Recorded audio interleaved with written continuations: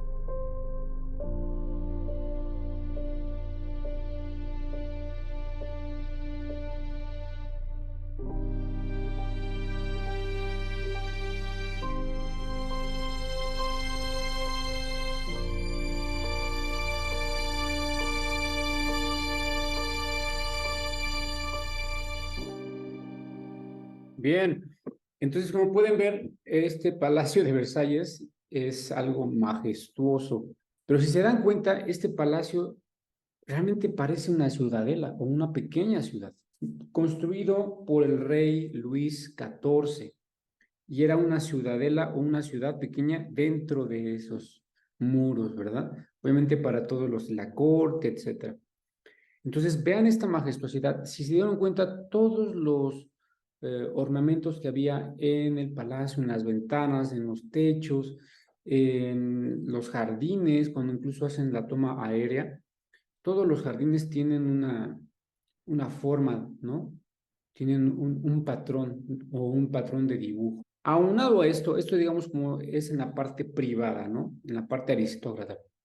Ahora veamos la parte de religiosa, la Plaza de San Pedro, ¿verdad? Vamos a observar este pequeño documental. La Plaza de San Pedro, en el Vaticano, es una de las plazas más famosas del mundo, diseñada por Gian Lorenzo Bernini entre 1656 y 1667, bajo la orden del Papa Alejandro VII. La Plaza de San Pedro es considerada un triunfo de la arquitectura barroca, ya que no fue nada fácil diseñar una plaza siguiendo las órdenes del Papa. Debía ampliar la plaza de la Basílica de San Pedro, respetando el resto de edificios que la rodeaban, sin demoler ninguno, y además debía mantener una perfecta simetría y armonía con la basílica. La solución de Bernini fue realizar el mayor columnado de la historia. Consta de una forma trapezoidal que guía a los visitantes hasta la entrada de la basílica y otra forma semielíptica.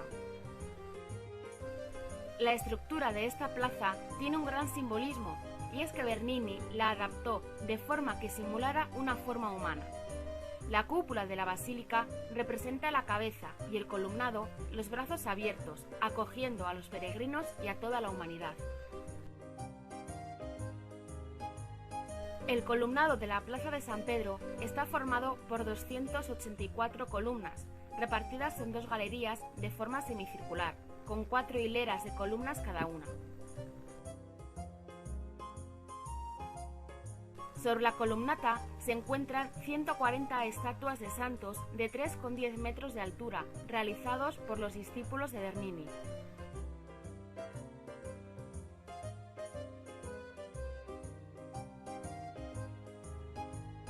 En el centro de la plaza se encuentra el obelisco procedente de Egipto y llevado a Roma en tiempos de Calígula. Está realizado en granito rojo y mide 25,31 metros de altura, situado sobre una base de 8,25 metros. Pesa sobre 330 toneladas y es el único de Roma que carece de inscripciones jeroglíficas.